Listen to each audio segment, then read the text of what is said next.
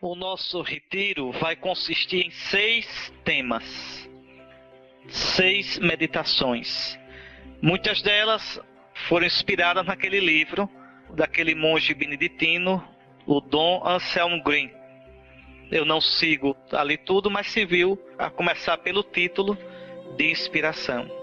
É um retiro, como eu já disse, que vai pedir e vai exigir de vocês, para que ele tenha fruto, que vocês realmente façam silêncio para entrar em vocês. Bom, primeiro tema, conhecer-se. E aqui eu já previno, estas meditações não devem ser lidas em chave intimista ou individualista. O cristianismo não é como as filosofias do Oriente, aquela coisa de Deus está bem comigo mesmo, entrar em mim e ficar nisso. Não, de modo nenhum. Nós somos cristãos e vocês sabem, Deus não fez aliança comigo, nem fez aliança com você. Deus fez aliança com o povo. No Antigo Testamento, a aliança de Deus é com o povo de Israel. E no Novo Testamento, a aliança de Deus em Cristo é com a igreja, o novo Israel. Eu entro na aliança com Deus se entrar no povo de Deus. Vocês vejam como o cristianismo hoje é mal entendido. Porque as pessoas pensam que religião é... Não, o que importa sou eu e Jesus, meu Jesus e eu. Não existe isso, eu e Jesus, meu Jesus e eu. Existe Jesus e eu, enquanto eu sou membro do povo de Deus. Jesus veio como Messias para reunir o novo Israel. E morreu dizendo, é o cálice do meu sangue, o sangue da aliança, nova e eterna. Como no Antigo Testamento havia aliança, a primeira aliança com o povo de Israel. Aliança selada com o Cordeiro. Vocês vão ver lá no livro do Deuteronômio, também no Êxodo, Moisés mata o Cordeiro, toma o sangue e asperge o povo. Este é o sangue da aliança que o Senhor fez convosco. Muito bem. O sangue da nova aliança é o sangue do novo Cordeiro, que é Jesus Cristo. Então, nós não podíamos aqui fazer um retiro no qual é simplesmente para... como é que eu faço para encontrar-me comigo mesmo? Não. Muito bem, nós vamos fazer, mas sempre com a consciência de que nós somos membros do povo de Deus. E, portanto, o retiro deve me fazer mais igreja, mais membro desse povo. Por isso que eu quis começar com essa advertência. Estas meditações não devem ser lidas em chave intimista ou individualista. Coisa inaceitável para qualquer caminho espiritual autenticamente cristão. Nunca esqueçam isso. Por exemplo, no budismo, você não precisa se preocupar em fazer comunidade, formar comunidade, em ser missionário, nada. É só você fazer aqueles exercícios para entrar em relaxamento, em paz com você, desapegando-se do mundo material. É uma coisa sua com a divindade. No hinduísmo, a mesma coisa. Mas no judaísmo e no cristianismo, não. Não. Nós somos parte de um povo, nós somos membros de um povo. O povo da nova e eterna aliança. É interessante. Pois bem, simplesmente essas meditações se privilegiam o aspecto pessoal, é porque a integração pessoal, fruto da ação do Espírito do homem perfeito, Jesus Cristo, abre-nos livres para os outros, como membros do povo da aliança, que é a igreja, Cristo, né, que é o homem perfeito, abre-nos para os outros e para toda a humanidade. Então, esse é o motivo pelo qual nós vamos entrar em nós. Para que, iluminados pelo Espírito Santo, esse Espírito que vocês já receberam no batismo, esse Espírito que é como um vírus bom, que trabalha na gente. A gente é que às vezes não deixa, né, o Espírito de Cristo trabalhar em nós. Então, se a gente se deixar iluminar pelo Espírito, conduzir pelo Espírito, O Espírito nos vai fazendo tomar as atitudes, os sentimentos do homem perfeito, Jesus. Jesus é o nosso modelo. Quando é interessante no livro do Gênesis, naqueles primeiros capítulos que são em forma de parábola, quando Deus cria o homem à sua imagem. Ora, quem é a imagem de Deus? Vocês já me ouviram dizer isso muito nas minhas aulas. A imagem de Deus é Jesus. Está lá em Colossenses 1,15. Jesus, morto e ressuscitado, é a imagem do Deus invisível. Então, desde o início, quando Deus pensou em criar o homem, pensou a partir de um modelo. Esse modelo é Jesus. Quanto mais eu pareço com Jesus, quanto mais eu trago em mim os sentimentos de Jesus, as atitudes de Jesus, mais eu sou eu. E aqui está o nosso drama. Nós vivemos longe da gente. Os místicos da Idade Média, do século XII, gostavam de dizer: nós vivemos numa situação de dessemelhança. Deus nos criou a sua semelhança e nós perdemos com o pecado essa semelhança. Eu serei eu mesmo quanto mais eu me parecer com Jesus. Quanto mais eu tiver os sentimentos de Jesus, as atitudes de Jesus, mais eu serei eu. E quanto mais eu for eu, como Jesus sonhou, mais eu me abro para os outros e para a humanidade toda. É interessante que o mundo de hoje fala tanto em fraternidade, mas vocês podem observar, não se pode falar em fraternidade sem ter Deus como Pai. Frater quer dizer irmão. Como é que eu posso reconhecer o outro como meu irmão, se eu primeiro não tenho uma experiência profunda de Deus como Pai? O Pai de Jesus, que se tornou meu Pai em Jesus. Sem isso, fraternidade fica uma noção teórica, açucarada somente, mas sem consistência verdadeira. Então, o que nós queremos aqui é isso, nesses dias, olhar para a gente à luz do Espírito Santo, o Espírito de Jesus, o homem perfeito, para que a gente seja livre da gente mesmo, livre de nossas deformações, e assim sermos abertos para os outros, que são membros como nós do povo da aliança, que é a igreja, mas também abertos para toda a humanidade. Tenhamos em vista que somos todos doentes. O mundo é um grande hospital. Todos nós somos doentes. Todos nós. Todos nós feridos pelo pecado. Quanto desencontro na gente. Quantos sentimentos desaprumados. Quantos desejos desencontrados. Quantas incoerências na gente. Quantos pensamentos loucos na gente. De vaidade, de ira, de sensualidade, de ganância, de desespero. Nós todos somos doentes. Vai mudando a doença em cada um. Cada um sabe onde o calo aperta. Mas somos todos feridos. Nós não somos bonzinhos. Nós somos criados bons por Deus, né? Somos imagem de Deus, mas estamos numa situação, uma imagem ferida. Uma imagem em dessemelhança com aquilo que nós devíamos ser. Então somos todos doentes, membros de uma humanidade ferida de morte pelo pecado. E disso a gente não pode sair só com as forças da gente, não. A gente precisa de um Salvador. Jesus nos salva exatamente disso, dessa alienação, dessa deformação na qual nós vivemos, na qual nos encontramos. Somente à luz do homem perfeito, que é o Cristo morto e ressuscitado, podemos chegar à semelhança com Deus, que desde o início é o nosso destino e realização. Só um instantinho. Só para que vocês gravem bem isso, porque é muito importante. Deus criou o homem à sua imagem. O livro do Gênesis diz isso. Deus criou o homem à sua imagem. Deus criou o homem à sua imagem.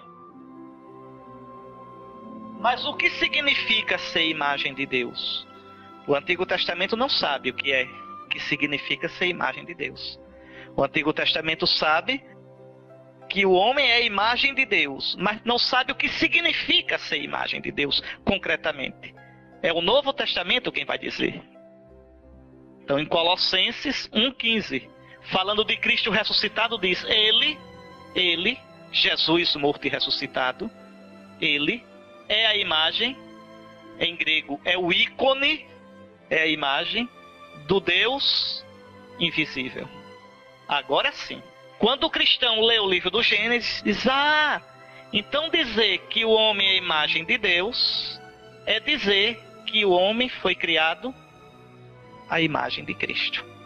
É dizer que quanto mais eu pareço com Cristo, em todo o meu ser, mais eu sou aquilo que Deus sonhou que eu fosse. Mais eu sou eu mesmo. A gente tem esse mistério. Quanto mais eu saio de mim para me parecer com Ele, mais eu sou eu mesmo. Vejam, a salvação minha não está em mim. A plenitude minha não está em mim.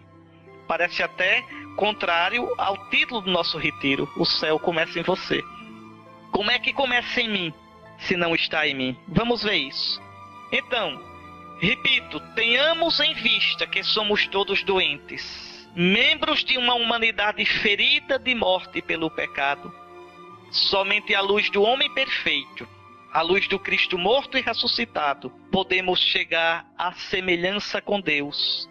E essa semelhança com Deus, desde o início, é o nosso destino, é a nossa realização. Aqui vocês vejam, né?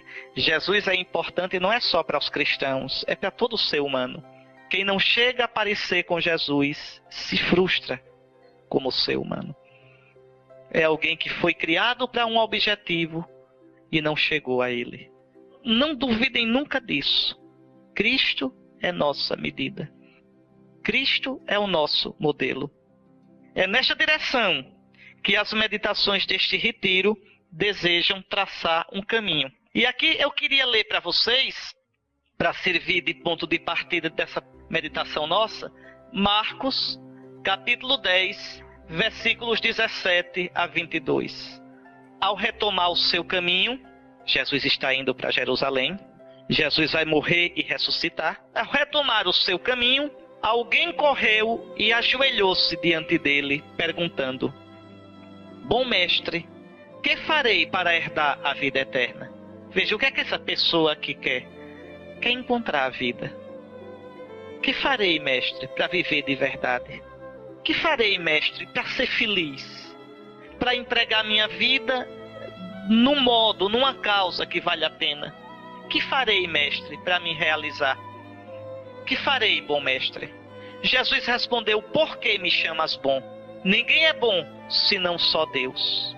Jesus aqui chama a atenção desse homem. Você está me chamando de bom? Só Deus é bom. Jesus não disse que ele não é bom. Jesus chama a atenção para o que o rapaz está dizendo. Você está me chamando de Deus. Você está me chamando de bom.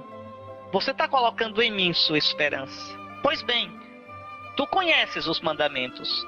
Não mates, não cometas adultério, não roubes, não levantes falso testemunho, não defraudes ninguém, honra teu pai e tua mãe.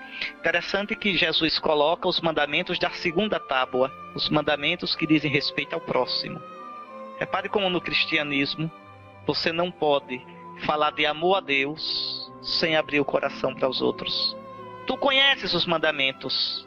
Então ele replicou: Mestre, tudo isso eu tenho herdado desde a minha juventude. Fitando, Jesus o amou e disse: Uma só coisa te falta. Vai, vende o que tens, dá aos pobres, e terás um tesouro no céu. Depois vem e segue-me. Ele, porém, contristado com essa palavra, saiu pesaroso, pois era possuidor de muitos bens. Qual é o problema desse homem? Veja, esse homem quer ganhar Deus simplesmente fazendo coisas. O que eu tenho que fazer para ganhar a vida? Jesus dá os mandamentos, cumpre os mandamentos. Tudo isso eu tenho feito. Ótimo, ótimo. Tenho feito tudo isso. Mas com que coração? Deus não quer primeiro as nossas coisas. Deus quer primeiro o nosso coração. Aí Jesus convida esse moço a passar do fazer para o ser. Vai, vende o que tens. Esse vender tudo, Jesus quer dizer, deixa-te a ti mesmo. Tudo que ele juntou na vida, tudo aquilo que era a vida dele, tudo aquilo que dava prestígio, segurança, força, tudo aquilo que o identificava na sociedade. Vai, vende, em outras palavras, deixa-te a ti, vende o que tu és. Depois vem e segue-me. E aí o rapaz corre com medo. Aí corre com medo. Porque, veja, não é simplesmente o fazer. Não é simplesmente fazer coisas para Deus, mas ser de Deus. Dá o coração. Nosso Senhor vai direto no ponto. Vê a generosidade daquele homem, mas veja, ele não tem coragem realmente de se deixar por Jesus. A resposta de Nosso Senhor é clara. Que farei para ter a vida? Queres ter a vida? Vai, vende, vem, segue-me. Segue-me. Na tua alegria e na tua tristeza, na tua abundância e na tua penúria, na tua luz e na tua treva. Segue-me, vem comigo. Resposta de Jesus, cheia de um olhar amoroso, mas exigente, cortante. Deixa-te a ti, deixa-te, deixa tuas coisas. Né? Aqui, meus irmãos, não é deixar simplesmente exterior, um deixar simplesmente exterior. Não, não é isso. Ainda domingo passado Jesus dizia, vendei vossos bens e dai esmola. Não é para a gente pegar e vender tudo. Isso é para quem vai abraçar a vida religiosa. É claro que não é para vocês. O que Nosso Senhor quer dizer com isso? Relativize tudo. Vendei vossos bens. Quer dizer, relativizai tudo. Colocai-me em primeiro lugar. Não é fácil não, nem pense que é, porque não é. Quantas coisas a gente coloca no lugar de Deus, coloca acima de Deus. Quantas coisas nos apegam. Jesus diz, onde está o vosso tesouro, aí está o vosso coração. Então vendei vossos bens, dai esmola, dai esmolas. Então vendei vossos bens, relativizai tudo. Colocai-vos a serviço dos outros. Abri vosso coração, deixai que outros participem da vossa vida, dos vossos bens, da vossa inteligência, da vossa saúde. Não vivais presos em vós mesmos, dizendo a vida é minha, eu faço o que eu quero. Então o Senhor nos convida a isso. E para que mudar? E para que eu sair de mim? Vai, vende tudo o que és. Para quê? Na carta de São Paulo aos Efésios está dito. Vale a pena vocês lerem. Capítulo 4, versículos 20 a 24. Para que nos renovemos pela transformação espiritual de nossa mente, para nos revestirmos do homem novo, criado segundo Deus, na justiça e santidade da verdade. Nós, meus irmãos, isso não é brincadeira. Nós, como estamos agora, somos doentes. Todos nós. Todos nós. E as doenças nossas aparecem dos modos mais... Os antigos tinham verdadeiros tratados sobre as doenças espirituais. O padre Paulo Ricardo tem um livro, A Terapia, a Cura das Doenças Espirituais. Vale a pena ler, aprofundar isso. É o olhar que cura, não é isso? Pronto. Que é a terapia das doenças espirituais, segundo a tradição cristã. O cristianismo catalogou 7 doenças principais. Dessas 7 vêm as outras todas, que a gente chama de vícios, ou pecados, ou demônios. Os demônios capitais, os pecados capitais, ou os vícios capitais. O melhor nome é vício, ou demônio, né? Porque não é um ato, não é uma doença, é uma atitude, é uma situação. Soberba, avareza, luxúria, ira, gula, preguiça, inveja. Né? Então, nós somos doentes, todos nós. Ora, Cristo veio para nos libertar disso, nos libertar desta deformidade. Olha como São Paulo diz, o primeiro homem tirado da terra é terrestre, o segundo homem vem do céu. Qual foi o homem terrestre? Tais são também os terrestres. Qual foi o homem celeste? Tais serão os celestes. De que é que São Paulo está falando? São Paulo está fazendo uma comparação muito bonita. O primeiro Adão, lembre do que diz a Escritura, é tirado da terra, é terrestre. Não é o homem pleno, não é o Adão pleno, não é o homem perfeito. Nós somos ainda imagem, infelizmente, desse Adão. É preciso a gente deixar o primeiro Adão, o Adão terra a terra, o Adão simplesmente no nível da nossa razão, e nos tornar a imagem do segundo Adão. O segundo Adão vem do céu, é celeste. É Jesus ressuscitado. É Jesus cheio do Espírito Santo. É Jesus transfigurado. É este Jesus o nosso modelo. É este Jesus o objetivo, o fim da nossa vida. Olha aqui. Assim como trouxemos a imagem do homem terrestre, assim também traremos a imagem do homem celeste. Então, eu serei eu mesmo quando eu deixar de ser eu na minha medida para ser eu na medida de Cristo. É a viagem mais difícil da vida. A viagem mais difícil. É mais distante do que a viagem para Marte, para a Lua, tá certo? Veja, o homem é interessante, tem a coragem, tem a inteligência para mandar sonda para tão longe, mas tem medo de entrar no seu próprio coração. É a viagem mais difícil. Sair de mim do meu jeito para chegar a mim mesmo do jeito de Jesus. Sair de mim a minha imagem, eu deformado, para chegar a mim mesmo transformado em Jesus Cristo. Deixa-te a ti mesmo, vai, vende tudo o que és, deixa-te e segue-me. Há, pois, uma necessidade de deixar, de migrar, de partir do velho para o novo, seguindo Jesus, para ser conformado a Jesus no Espírito Santo. E aqui não é só, minha gente, um esforço da gente. Não, não se preocupe não. O Espírito de Cristo que a gente recebeu no batismo trabalha em nós. A questão é que a gente não deixa o Espírito trabalhar. A gente sufoca o Espírito. Sufoca com nossa pouca atenção. Sufoca com nosso pouco zelo, sufoca, não cooperando com a graça, seguindo nossas paixões, mas de verdade, o Espírito trabalha em nós. E sem este trabalho interior nosso, ninguém cresce na vida cristã. Ninguém desabrocha humanamente. E aqui está uma das maiores crises do cristianismo, da igreja atualmente. Interessante que Bento XVI é muito claro nisso. A crise da igreja hoje, a igreja está em crise, é uma crise que começa dentro da igreja. Dentro da igreja. O esfriamento na santidade. O esfriamento na busca de uma vida de santidade.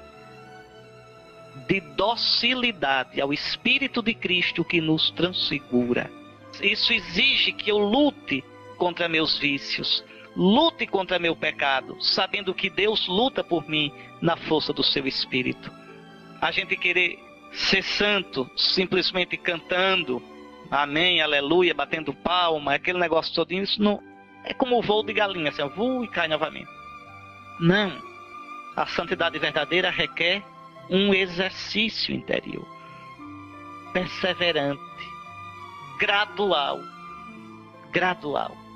Requer que eu me conheça, que eu saiba quais são os meus vícios, meus demônios principais e os combata. Aí sim, entrar nesta aventura é proclamar verdadeiramente em nós Jesus como o Messias, o Senhor e Salvador, o vivente. Dizer, Senhor, Tu és o Senhor da minha vida, minhas escolhas, meu modo de viver. Tudo isso eu quero pautar, Jesus, pela Tua vontade. Vai me custar? Vai. Mas eu Te amo. Eu não quero viver do meu modo. Eu quero viver do Teu modo. Isso é difícil para o Papa, para o Bispo, para o Padre, para o Leigo, para todo mundo. É uma luta a vida todinha. Todinha, a cada dia. E em cada fase da vida, essa luta aparece com um rosto diferente. Então a gente vive em êxodo, a gente vive migrando. Migrando de onde para onde? Migrando de mim do meu jeito, para mim do jeito de Jesus. Migrando de mim alienado de mim, para chegar a me encontrar em Jesus. É como aquela música, Eu Caçador de Mim. Pronto. Não é? A gente vive se procurando, porque a gente vive alienado da gente. Então aí sim, eu lutar para isso é aproximar-me de Jesus, é viver nele, unindo-nos a ele em todo o nosso ser, espírito, alma, corpo, numa confissão gozosa do seu senhorio e do dom do Espírito. É interessante como hoje existe toda uma corrente, às vezes no cristianismo, sobretudo nessas seitas, que não tem nada disso, é simplesmente aproveitar-se de Deus. É uma coisa vergonhosa. Nem religião é aquilo ali é pura deformação. Eu aproveitar-me de Deus. Quando o verdadeiro sentimento religioso é eu servir o Senhor, é eu me deixar para me encontrar nele, é eu buscar a vontade dele. Pois bem, para isso é necessário a coragem de olhar o próprio coração.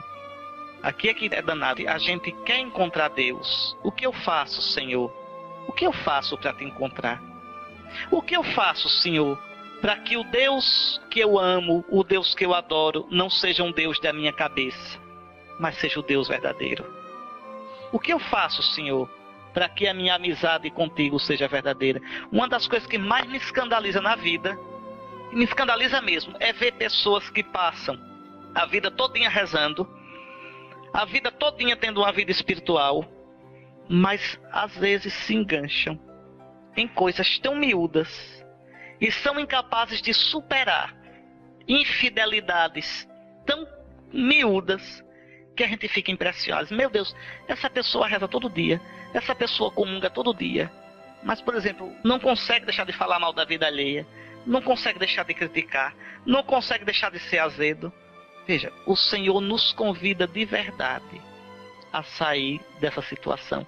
E só tem um jeito, meus irmãos, de sair disso. É olhar para a gente. É ter a coragem de me olhar.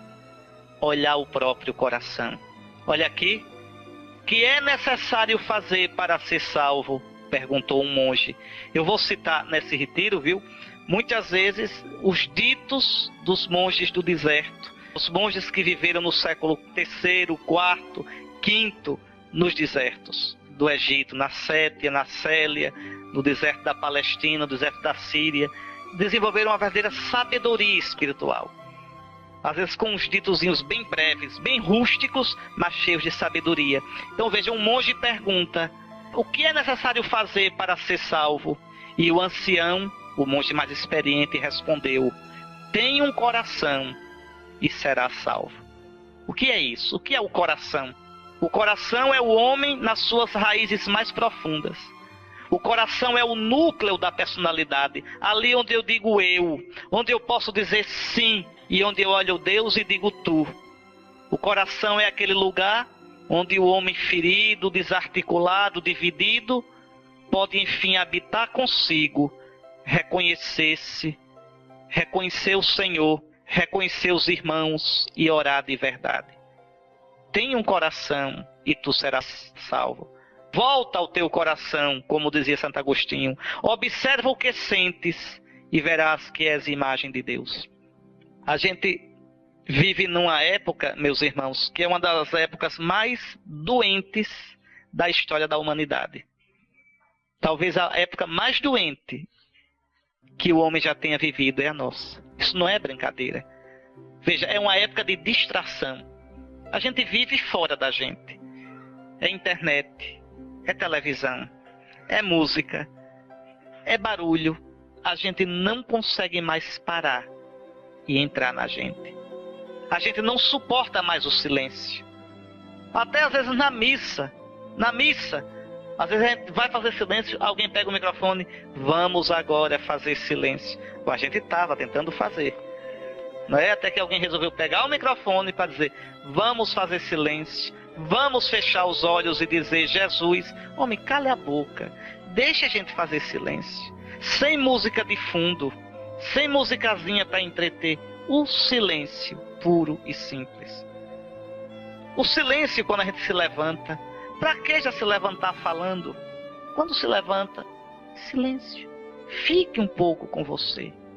Fique um pouco dentro de você. É importante durante o dia a gente ter alguns momentos de silêncio. A gente morar com a gente. E aí se conhecendo. e observando os nossos sentimentos, os nossos afetos. Aí a gente vai aprendendo a se conhecer, as nossas paixões, aquele sentimento que está nascendo que é errado, aquele modo de ver que é troncho. Aí eu vou percebendo, e diante de Cristo, na medida de Cristo, o homem perfeito, eu vou corrigindo. Mas o mundo de hoje é o mundo do barulho, é um inferno, até a nossa liturgia. Eu fui a uma missa aqui em Aracaju que eu saí com a cabeça, digo, minha Nossa Senhora, que missa triste.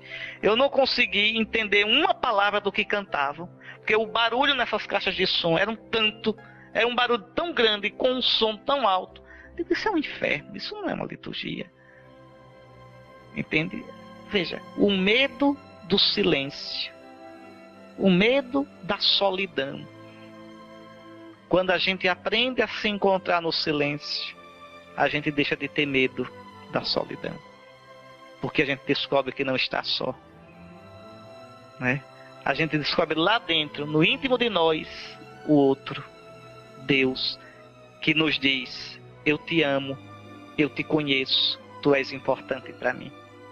Então o caminho para que eu me conheça e assim possa sair de mim deformado para mim transformado é entrar no meu coração.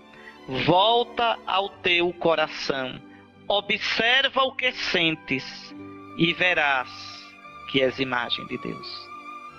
Quando a gente entra na gente, a gente vê nossas contradições, nosso pecado, nossas doidices, mas para além de tudo a gente vê que é a imagem de Deus, que é amado por Deus. O primeiro passo para caminhar para Deus é conhecer-se, reconhecendo que temos um coração doente, dúbio, dividido, múltiplo, petrificado, necessitado de ser unificado na paz e na lembrança do Senhor, que o encherá de ternura e quebrá-lo-á com arrependimento até que se converta num coração de carne, trabalhado pela palavra de Deus, regado e semeado pelo Espírito Santo. Tem aquela música tão bonita, né? Que fala do coração de Jesus. Conheço um coração tão manso, humilde e sereno. Aí depois a gente diz, aqui dentro tem um coração ferido, magoado, que não quer saber de amar, que não sabe perdoar, quer tudo e não sabe partilhar. Esse é o nosso coração. E é preciso que a gente transforme o nosso coração à imagem do coração de Jesus. E é esse caminho que eu quero fazer com vocês aqui, é nessas meditações, e mostrando como fazer isso. Como fazer isso? Pois bem, é necessário rezar como o salmista. Ensina-me teus caminhos, Senhor, e caminharei segundo a tua verdade. Unifica meu coração para temer o teu nome. Unificar, porque meu coração é quebrado. Meu coração quer isso e ao mesmo tempo aquilo. Quer tudo para mim. Então unifica, Senhor, meu coração. Eu te agradeço de todo o coração, Senhor meu Deus. Vou dar glória ao teu nome para sempre, com todo o meu coração. Só um coração unificado no caminho do Senhor pode temê-lo, quer dizer, amá-lo de verdade, fazendo da vida um louvor de glória para o Senhor. Então brotarão também a paz e o refrigério, inclusive na vida comum, na vida com os irmãos. E aí a gente, agora transformado no homem novo, poderá levar aos irmãos essa paz. E aqui quando eu falo irmãos, no caso de vocês, eu penso nas famílias de vocês, no trabalho de vocês, na relação com o esposo, com a esposa, com os filhos. Quantas vezes nossas relações são tensas, nervosas, superficiais? Quantas máscaras a gente usa? Quanto silêncio azedo? E por que isso? Pela falta de paz interior. E onde é que a gente encontra a paz? Nisso, saindo de mim do meu jeito, para me encontrar no jeito de Jesus. Aí sim, eu não posso me dar aos outros de verdade, se primeiro eu não me tenho a mim mesmo. Eu não posso me comunicar aos outros de verdade se primeiro eu não me experimento como eu sou. Eu não sei quem eu sou. E por que não sei quem eu sou? Porque eu vivo longe de mim. Eu vivo na superfície. Santa Teresa tem um poema na qual Deus diz: alma, busca-te em mim, e em mim acharás a ti. Pronto. Quando eu entro em mim para encontrar Deus, ali eu me encontro. E ali encontro a paz. E posso dar a paz aos outros. Aí sim. Olhar o próprio coração é olhar-se. É olhar de frente nossas paixões. A gente morre de medo de se olhar. Morre de medo. Mas é preciso. Se queres conhecer a Deus, aprende primeiro a conhecer a ti mesmo. Sem o autoconhecimento, corremos o risco de nossas ideias sobre Deus e sobre nós, nossa missão, nossa vida, serem meras projeções. Quando a gente diz assim, meu Deus, eu te amo, que Deus é o Deus que eu amo? O Deus verdadeiro ou um Deus criação minha? Ou um Deus bonequinho feito sob medida para mim? Pergunte no nosso Brasil, quantos creem em Deus? Quase todos. Mas que Deus? Um Deus que não exige nada de mim. Um Deus que diz amém para tudo que eu quero. Esse Deus não existe. Esse Deus é um ídolo. Pensem, meus caros irmãos, minhas irmãs, o teu Deus é o Deus verdadeiro? Porque se for o Deus verdadeiro, ele te dirá sim e te dirá não. Se é o Deus verdadeiro, o teu Deus, ele te colocará em crise muitas vezes, porque pedirá coisas de ti que tu nem estarias disposto a dar. Um perdão, um serviço, um sair de você, um ato generoso. O Deus verdadeiro é fogo, nos coloca em crise.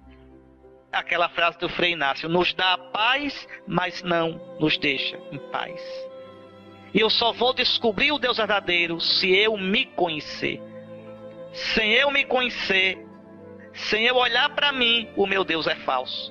Sem eu me conhecer, nossa piedade seria então servir de refúgio para a soberba, a vaidade, a autossuficiência, a prepotência, o fechamento e desprezo do outro, o comodismo ou a preguiça de crescer humanamente.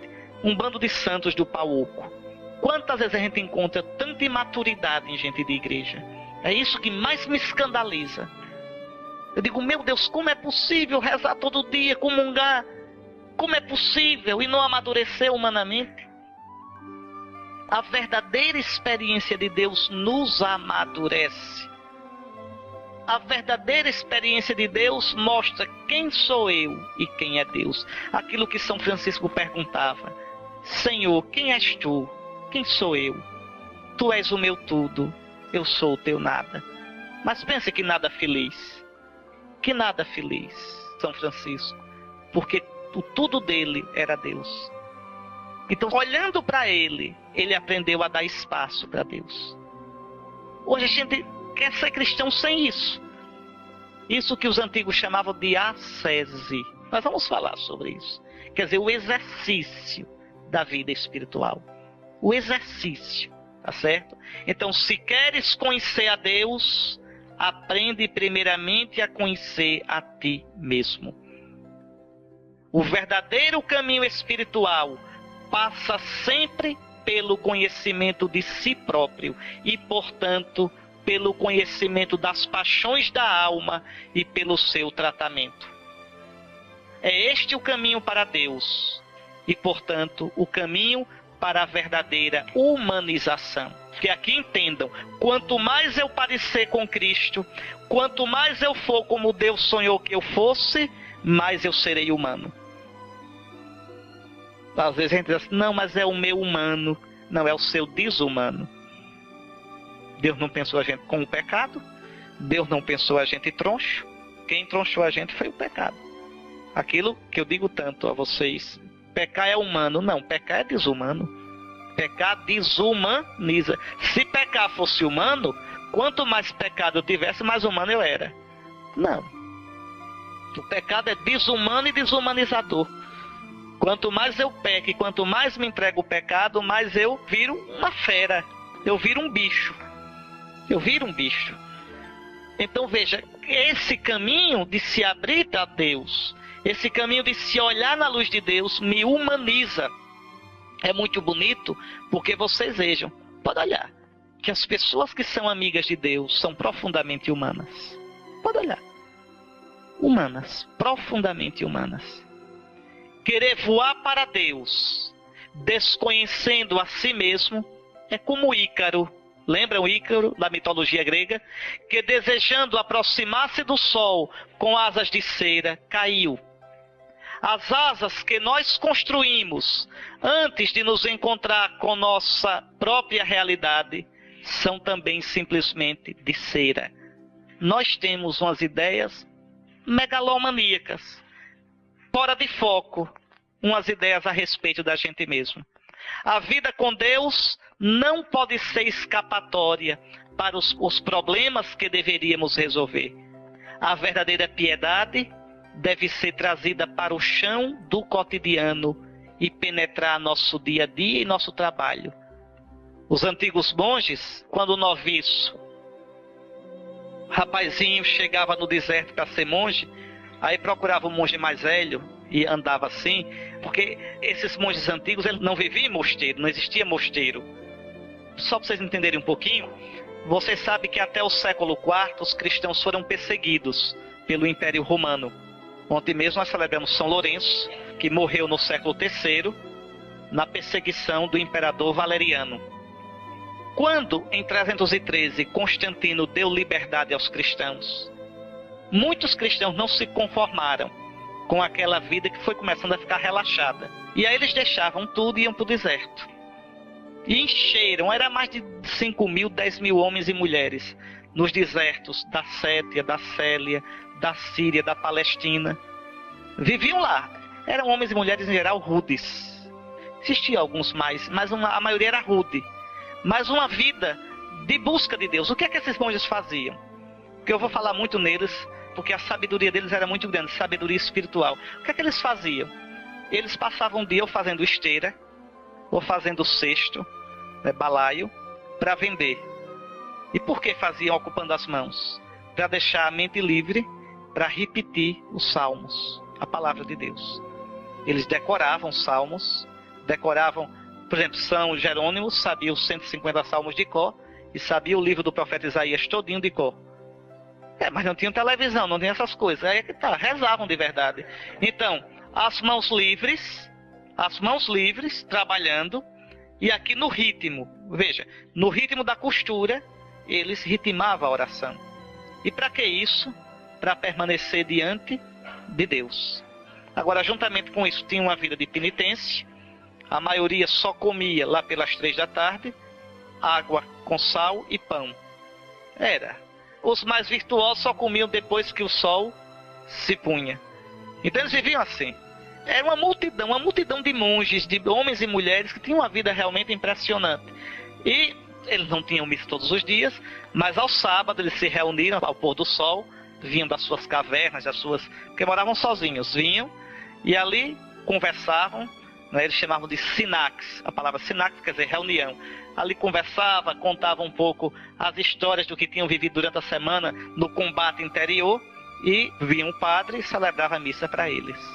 E quando chegava um monge novo no deserto, a primeira coisa que ele procurava era um pai espiritual, um monge mais velho, que ele chamava de abade.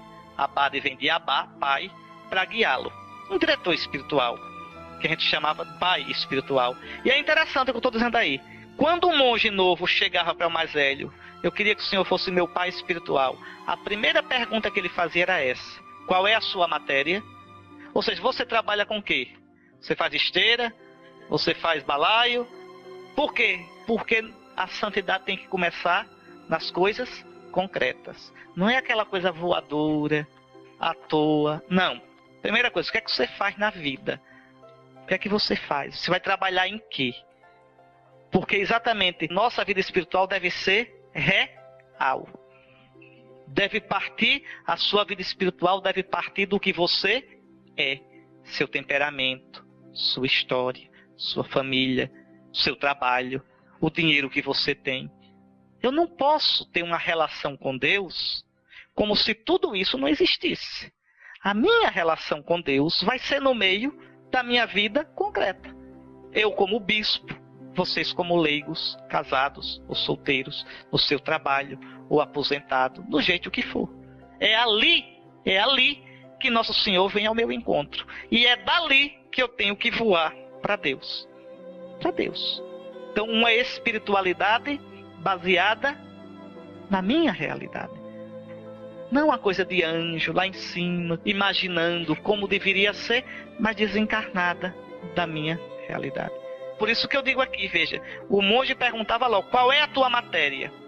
É descendo para a nossa condição terrena que entramos verdadeiramente em contato com o céu. Pois à medida que temos coragem de descer até as nossas próprias paixões, elas nos elevam a Deus. Atenção para isso. Enquanto eu não assumir meus pedaços ruins, enquanto eu não tiver consciência deles, enquanto eu não tiver coragem de assumir minhas feridas, minhas incoerências, minhas desarrumações e colocá-las diante de Deus, a minha relação com Deus é falsa, é mentirosa, é mascarada. Minha espiritualidade não vale uma moeda. Não vale. Não vale. Tá certo? É como espiritualidade de noviço. Quando chega no convento, é aquela coisa, parece que já está no céu. Mas a gente já sabe, a gente da mais velha olha e ri assim, vê o seminarista, né? Aí eu vou lá, os seminaristas que chegam, novinho, aquela piedade chegando, flutuando. Digo, deixa passar uns 3 meses, eu quero ver o que é que vai ficar. Por quê? Porque aí eu vou provando com o dia a dia, com a vida. Não é aquela coisa estudada, aquela coisa fantasiada. Pois bem, veja, é descendo para a nossa condição terrena que entramos verdadeiramente em contato com o céu. Pois à medida que temos coragem de descer até as nossas próprias paixões, olha que coisa interessante, minhas paixões, quando eu as assumo, me levam a Deus. Me elevam. Não porque eu vá me entregar às paixões, mas porque eu terei a chance de lidar com elas e de curá-las. Subimos a Deus à medida que nos abaixamos até nossa própria realidade. Aquele, porém, que almeja o céu com facilidade, nada encontrará além da sua imagem pessoal a respeito de Deus, de si e dos outros. Tudo ilusão. Deus como está na minha cabeça. Os outros como eu quero que os outros sejam, não como os outros são de verdade. E eu próprio, como eu fantasio que eu seja. E que tristeza quando é isso, minha gente. Quando a gente não conhece direito quem a gente é, olhe, a gente não se relaciona com os outros de um modo sadio. É um inferno. Eu piso, passo por cima, faço chantagem, massacro e nem me dou conta, porque não me conheço. E se eu não me conheço, não posso ter relacionamento verdadeiro com os outros. A gente tem tanto isso. Quanto menos a humanidade sabe calar, quanto menos a gente sabe meditar, se colocar diante de Deus, mais a gente tem isso no mundo de hoje. Relações superficiais, relações desumanizadoras, relações que não geram comunhão. Pois bem, como dizia Santo Isaac de Nínive, vocês vão escutar um bocado de santos, vocês nunca ouviram nem falar, viu? É porque são santos do deserto. Tá certo? Isso os monges conhecem bem direitinho. Eu fui monge, conheço esse povo todinho. Olha aí, a escada para o reino do céu está escondida em tua alma. Mergulha para dentro dos pecados que estão em ti mesmo, e assim encontrarás ali uma escada pela qual poderás subir. Que coisa impressionante. Eu subi pelo meu pecado. Isso mesmo, reconhecendo, olhando para Jesus, dizendo: Senhor, eu sou pecador, cura-me. Senhor, eu confio em Ti. Eu não tenho medo de Te mostrar minha ferida. Eu não tenho vergonha de Te mostrar minha dessemelhança, minha deformidade. Aí sim, o primeiro processo, até do ponto de vista psicológico, o primeiro processo para a cura psíquica é eu reconhecer que tem um problema. Se eu não reconheço, como é que eu vou me curar? Quantas vezes a nossa espiritualidade é falsa? Reparem uma coisa que a gente tem, um cacuete que a gente tem. Às vezes quando a gente está numa situação de infidelidade, de pecado, a gente foge de Deus. Aí fica meio descabriado, uma semana sem rezar, sem ir à igreja. Veja, só depois que eu me ajeito, aí eu vou. É tudo o contrário. Quando eu estou nessa situação de ferida, é que eu tenho de correr para Nosso Senhor com minha ferida, para que Ele a cure. Não sou eu que me curo sozinho. No cristianismo, isso não existe. Quem me cura é o Senhor. Eu assumindo o meu pecado, eu assumindo meus vícios, minhas feridas diante do Senhor, não para descansar neles, mas buscando a cura, buscando superar, aí sim, eu me conheço e de verdade conheço o Senhor. Por isso Santo Isaac de Nínive diz isso tão bonito. Para isto, é necessário ter a coragem de encarar as próprias limitações, os próprios pecados e vícios. Aqui está a diferença entre vício e pecado. Olha, isso aqui é muito importante. O pecado é o ato. É o ato, é aquilo que eu fiz, isso é pecado. O vício é a atitude. Por exemplo, uma pessoa que tem o vício de julgar. Mesmo que naquele dia ou naquela semana não tenha julgado ninguém, mas o vício está lá. O rabo do cão está lá enterrado. Quando surgir a oportunidade, passa-se ao ato, o pecado. Então não basta curar o pecado, é preciso curar o vício. Sem atacar o vício, eu não consigo superar o pecado. O pecado eu resolvo na confissão. Se eu me arrependo de verdade e me confesso, está arrependido. Mas o vício não resolve na confissão. O vício resolve na direção espiritual. Eu vou me abrindo com o pai espiritual ou com a mãe espiritual. Pode ser um padre, pode ser uma religiosa, pode ser um leigo que tem o discernimento das coisas de Deus. Veja, eu vou me abrindo com o pai espiritual que vai me ajudando e o exercício espiritual. Eu estudar o meu demônio. O vício a gente chama também de demônio, viu? Os monges gostavam de chamar de demônio também. Meu demônio. Por exemplo, alguém que tenha o pavio curto, a ira, o demônio da ira. Então, aprender a olhar, dizer, meu Deus, eu tenho isso. Por que eu sou assim? Por que é que eu me irrito fácil? E começar a estudar o seu demônio. Como é que a ira começa em mim? Como é que ela se manifesta? E começar a fazer os exercícios para evitar, para ir combatendo, para ir matando esse demônio. Até enfraquecendo e matá-lo. Mas se eu não faço isso, eu vou alimentando, cevando o bicho. E o demônio gera outros. A ira vai gerar outros demônios.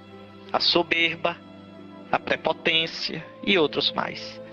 A gente às vezes olha muito isso aqui, o pecado, mas se descuida dos vícios. E o vício eu só venço com exercício, com acesso. Aquele lá é vaidoso, então tem que lutar com isso, lutar, admitir, eu tenho isso, mas por quê? E ver o ridículo que é a vaidade. Agora não é a pessoa se acusar, porque eu não presto, não, é com calma. É como se você pegasse o seu coração, olha, isso é muito importante, e olhasse, dizer, eu tenho isso, aí como é que eu faço para vencer isso? E ir lutando. Interessante, pode olhar, a gente quando olha os outros, a gente diz, não, você tem isso não é o fim do mundo não, mas quando é com a gente se afoga totalmente. Não, é ter a mesma calma. Agora é lutar. E para quê? Para sair de mim deformado e chegar a mim conformado a Jesus. Eu acabo já, viu? São 2 palestras por dia, mas são compridinhas, viu? Tenham paciência, tá certo? Umas são um pouquinho mais curtas, mas outras são... Vamos lá. Então vejam. Para isso é necessário ter coragem de encarar as próprias limitações, os próprios pecados e vícios. Aí aqui sim, somente o humilde, que está preparado para abraçar seu humus. A palavra humilde vem de humus, a terra. O humilde é o que sabe que veio da terra e que é pó. Pois bem, só o humilde que está preparado para abraçar seu humus, sua humanidade, sua terrenidade, sua sombra, experimentará o Deus verdadeiro.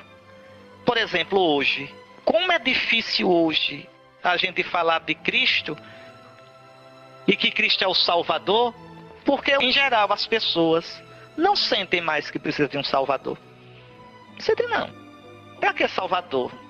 Da doença, a ciência evoluiu, tem remédio. No meu futuro, eu tenho minha caderneta de poupança, meu plano de saúde. Pecado, não julgo que eu tenho pecado, não julgo não. Não mato, não roubo. Pronto. Então para que um Salvador? Tô bem, obrigado. Veja como é difícil falar de um Salvador. Porque a gente vive na superfície.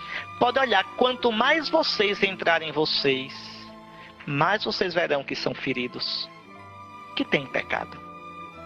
Eu fiz essa experiência na vida monástica. E mais ainda na trapa, no silêncio da trapa, na solidão da trapa, é uma coisa apavorante. Porque a gente vai descobrindo que a gente não só tem pecado, a gente é pecado. Ou seja, os nossos sentimentos, as nossas atitudes. É muita porcaria que tem dentro, entende? Muitos joguinhos. A gente é desarrumado. O mundo de hoje não percebe isso, não é porque melhorou. É que está tão cego. Vive na superfície de tal modo. Não se mede por Deus, mas cada um se mede por si. Pronto. Então não vejo pecado nenhum. Não tem pecado nenhum. Ou seja, uma consciência morta. Uma consciência entorpecida, uma consciência cauterizada, uma consciência grosseira, inumana. Mas quando a gente se olha realmente na luz de Deus, a gente vê sim que a gente é ferido, que a gente tem pecado, a gente vai ao nosso humus.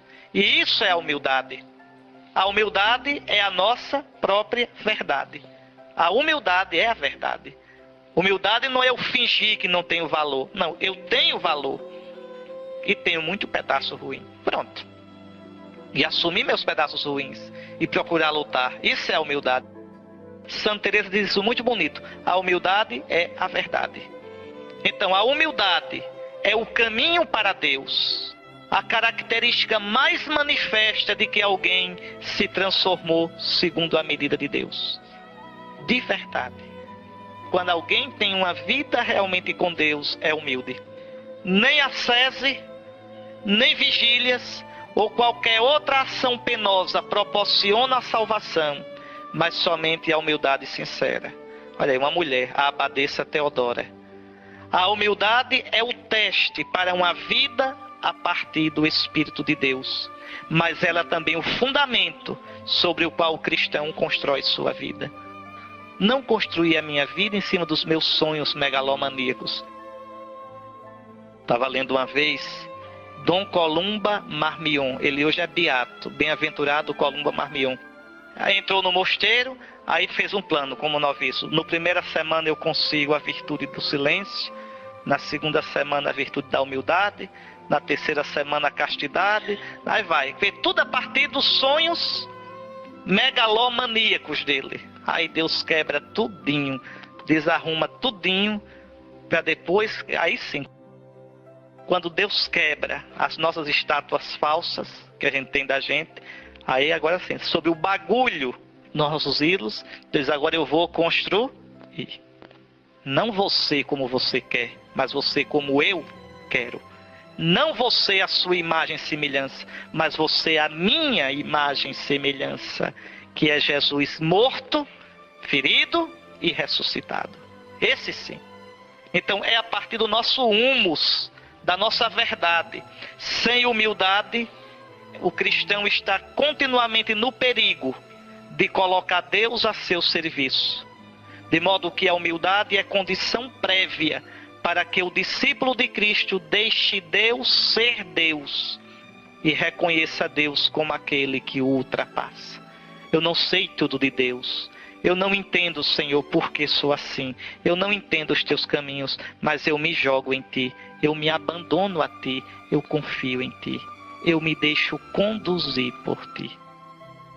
Isso, crer é isso. E quando a gente se abandona de verdade a Deus, não precisa fugir dele. Não precisa se mascarar. Não precisa. Aí a gente é livre de verdade. O que Deus quer de nós, não podemos conhecer a partir dos altos ideais que nos colocamos, mas somente a partir da auto-observação. O caminho para Deus passa por minhas fraquezas, pela minha história. Quer descobrir o que Deus quer de você? Olhe você. Sua história, suas feridas, seu temperamento. É ali que Deus está trabalhando. É ali que Deus está dizendo, corrija isso, mude isso, chore aqui, ri ali, lute aqui. Veja. Coisas que a gente não queria. Coisas que a gente não esperava. Então aí sim, a minha vida com Deus é verdadeira. É a partir da minha situação. Mas já faz, olha, tudo, eu aceito tudo, menos isso que eu estou passando. Pois é exatamente nisso que Deus espera você. É exatamente nisso que Deus espera o seu sim. Pronto. Né? Ah, mas isso é o que me fere. Pronto. Isso é o que dói. Dói. Se você apertar aqui não dói. Não dói porque não tem problema. Aí aperta aqui, o médico diz, aqui dói. Pronto. É aqui. Então é aí que está o inchaço. É aí que está o problema. Como diziam os antigos, o monge dizia, teu demônio é o teu médico. Porque é ali onde ele cutuca você, é ali que dói. É ali a sua luta. É ali, não adianta a gente fantasiar. Ah, meu Deus, eu queria não ter esse problema. Queria o problema de quem? Do outro? Aí o outro dizendo, também não queria esse. Queria de quem? Do outro? Não. É ali que Deus me espera. É ali. É ali. Eu tenho que caminhar para Deus a partir da minha realidade. Tem outra não. Pronto. Não tem outra. Não adianta fantasiar. Enquanto eu não me assumir, a minha relação com Deus é falsa. É uma espiritualidade fantasiosa. Totalmente fantasiosa. Então é na vida de vocês, de família, a questão econômica, a questão na comunidade de convivência com os filhos. É aí. Como eu lido com as situações. Ali que eu vou descobrindo meus defeitos, meus pecados, minhas infidelidades, meus desmantelos interiores. É ali que eu tenho que trabalhar diante de Deus. Está certo? Isso é ser humilde. Então, repito, é aí que eu vou descobrindo o que Deus quer de mim. Ah, não, mas eu queria. Não tem essa de queria. Olha a sua realidade. Pronto. Por exemplo, não adianta agora dizer, eu queria ser monge. Não adianta. Eu não tenho mais como ser monge, sou bispo. Então não vai ficar, não, eu tenho que servir a Deus aqui, como bispo. Ah, mas eu queria tanto fazer isso. Não pode. Entende? Veja.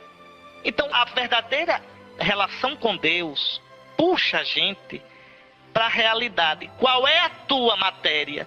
Eu sou pai de família. Pois é aí, cada vez que você vai ser santo. Qual é a tua? Ah, eu estou num trabalho que eu não suporto. É aí. Não tem outro lugar. Tá certo? É aí, nessa relação difícil de família. É aí, com essa cruz que você não queria.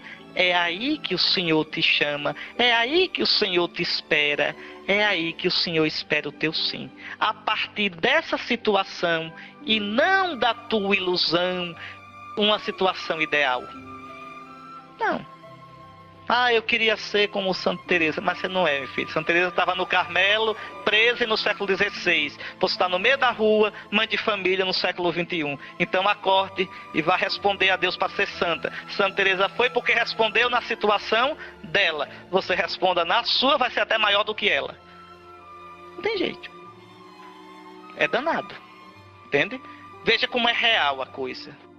Uma verdadeira relação com Deus impede escapismo, impede alienação, fuga, tá certo? Olha aqui, é aí que devo ser capaz de reconhecer o plano de Deus para mim. O que Deus, olha aqui umas perguntas já boas para a gente pensar. O que Deus quer me dizer com minha história? com meus pecados, com minhas características psíquicas e temperamentais. Onde Ele quer me levar? De onde quer que eu me levante até Ele? Em que ponto eu estou? E nós dizemos, levanta-te, vem comigo. Coisa real. Coisa real. Tá certo? Será que eu reconheço que a minha história é história sagrada?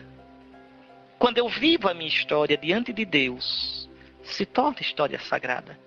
Olha a história de Israel. Não é uma história só de coisa bonita. É também de fracasso. De adorar bezerro de ouro. De se cansar de Deus. De duvidar. De querer largar tudo. E não é história sagrada? História sagrada é a minha história. Quando eu a vivo diante de Deus. Quando eu tenho a coragem de me olhar na luz de Deus. Tá certo? Então, deste modo, ali, onde está o maior de meus problemas, pode estar também a maior de minhas chances, meu verdadeiro tesouro existencial. Ali, lutando para me vencer, lutando para dizer sim a Deus naquela situação que parecia ser a minha perdição, ali eu amadureço, ali eu me torno livre. Ali eu vejo quem eu sou realmente e descubro Deus. Mais uma vez, o caminho para Deus passa pelo encontro comigo mesmo, pelo rebaixamento para dentro da minha realidade. Daí o surpreendente conselho de São Doroteu de Gaza: teu entulho seja o teu pedagogo. Quer dizer, o teu lixo, o teu entulho é que deve ser o material com o qual você vai fazer a escada para o céu. Teu entulho. É pegando esse entulho. Ciúme, ira, vaidade, inveja, preguiça, cada um sabe do seu. É esse entulho que você vai reciclar e fazer dele seu caminho para o céu. Não tem outro material, só tem esse. O teu entulho. Tá certo? Onde caímos, onde sentimos a ferida doer, onde nos afastamos de Deus, é que aprendemos a lição que nossas virtudes não são capazes de nos ensinar. Só a virtude nos faz cair na ilusão de que a gente é Deus, de que a gente não precisa de salvação. Só a virtude nos levaria a uma mentira, uma ilusão. Onde nos deparamos com nossas fraquezas pessoais, é que somos abertos para Deus.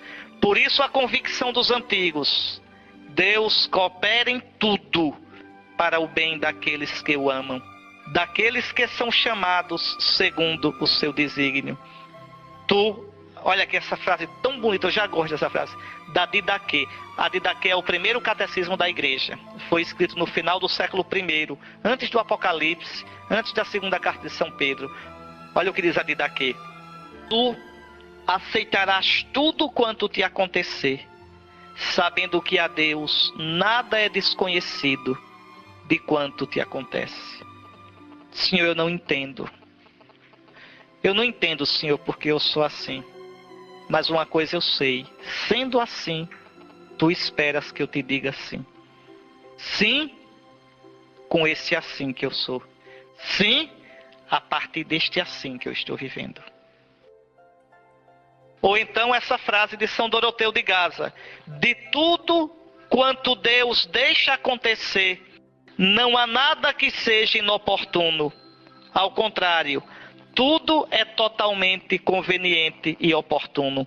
Mas a gente só pode ver isso na fé, minha gente. Na fé. Só se eu crer que existe um Deus mesmo, que é providente.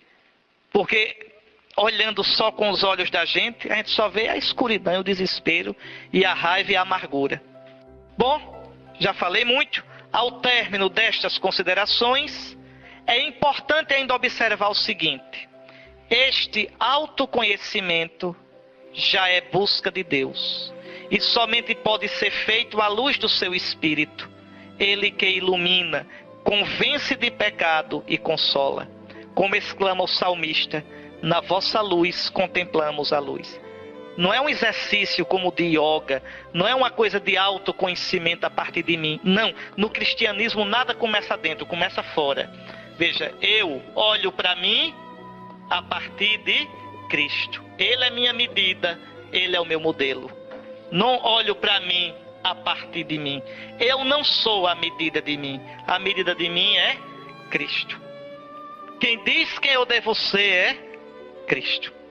Tá certo? E é na força do Espírito de Cristo, que já está em mim desde o batismo, e que é Espírito de força desde a crisma, que eu vou me deixando guiar por Ele e vou lutando para tirar os empecilhos que tem no meu coração, que possam impedir a sua ação. Na vossa luz, Senhor, é que podemos contemplar a luz. Pois bem, o Espírito nos ilumina com a luz do Cristo. Cristo, o homem perfeito, único parâmetro, única medida real da humanidade. O Concílio Vaticano II diz, e é verdade mesmo, na realidade, só no mistério do Verbo encarnado se esclarece verdadeiramente o mistério do homem. Adão, o primeiro homem, era figura daquele futuro, isto é, do Cristo Senhor. A medida do homem é Cristo. A gente, como a gente está agora, não é ainda o homem perfeito. Eu tenho que ir me tornando na medida em que vou parecendo com Cristo. Assim, o autoconhecimento do caminho cristão não pode ser um dobrar-se sobre si mesmo, mas um caminhar para Cristo, fascinado por Ele e para Ele tendendo em todas as dimensões da vida, corpo, alma, emoção, paixão, inteligência. Não há, pois, um estágio de puro autoconhecimento. Eu primeiro me conhecer, estudar a mim mesmo, para depois procurar a Deus, para depois rezar. Nada disso. As coisas acontecem ao mesmo tempo. Diante de Deus, eu vou vendo quem eu sou. Então eu vou me autoconhecendo na luz de Deus. Oração e esse trabalho de ascese, mística e ascese, buscando a Deus. Bom, pensem nisso e eu deixei aqui umas sugestões para a oração. Lê, é curtinho, Deuteronômio capítulo 8. Deus que leva o seu povo para o deserto. E Deus diz assim, né? Moisés diz, o Senhor levou-te para o deserto para saber o que tinha no coração. Deus sabe o que a gente tem no coração. A gente é que não sabe. Deus leva Israel para o deserto para ali provar Israel e aparecer o que Israel tem no coração. A gente só sabe o que tem no coração na hora da prova. Aí eu sei o tamanho da minha fé, o tamanho da minha confiança, o tamanho do meu abandono. Então, ler Deuteronômio contemplativamente e recordar a vida. E diante de Deus fazer esta pergunta: quem sou eu? Atenção para não responder com o que eu gostaria de ser, mas com o que eu sou. Quem sou eu? Olhando nas minhas atitudes, olhando como é que eu acho no dia a dia. Quem sou eu? Mas não é para olhar se julgando não, viu? Não precisa se julgar não, se angustiar. Não, simplesmente quem sou eu? E entregar a Nosso Senhor. Quando for aparecendo as coisas feias, vá colocando na mão do Nosso Senhor. Ajude-me a tratar isso. Eu coloco nas tuas mãos.